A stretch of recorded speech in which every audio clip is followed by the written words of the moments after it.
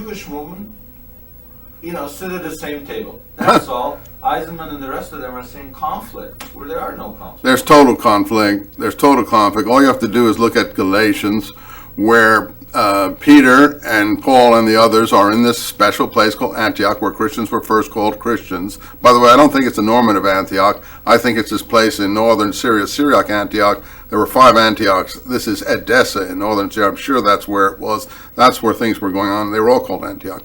But the point is, then the messengers of James came down with his instructions to oversee communities. And Paul himself admits that all of the people who used to keep table fellowship with Gentiles stopped doing it and withdrew because of the party of the circumcision. They call James's party the party of the circumcision, and the messengers from James.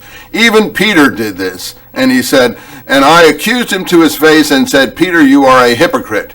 And in any case, after that, Barnabas leaves Paul, and everyone shuns him from that moment on, and he will only travel with non-Jewish Gentile traveling companions like Timothy and others of that kind, Lucas, etc. So you tell me that's a minor dispute? That's a major dispute when all of his close companions desert him and refuse to have anything to do with him. Now, if you look in Essene practice, the Essenes have a characteristic of shunning.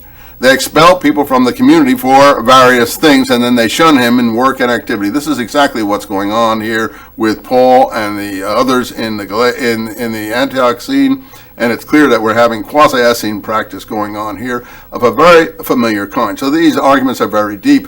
I will say one last thing about that.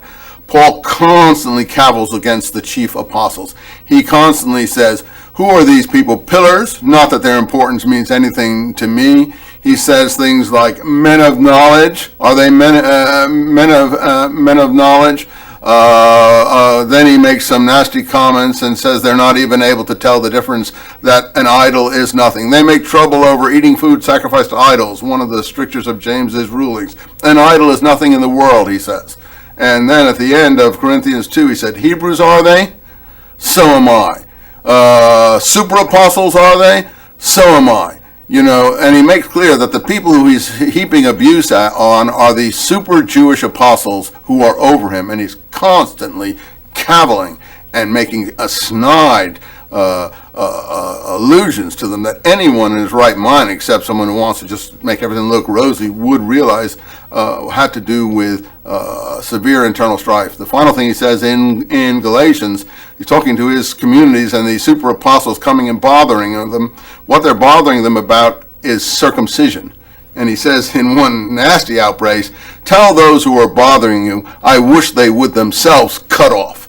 Meaning I wish they would themselves, their own sexual parts cut off, making it look as if circumcision is cutting off your sexual parts, but also parroting the fact that Essenes expelled outsiders by cutting them off. So he does a double entendre there in the real ferocious antagonism he feels to these so-called Jamesian Jewish Christians who are insisting on circumcision. So the infighting was real. Severe. I think there is evidence that Paul is involved in some manner in the death of John the Baptist.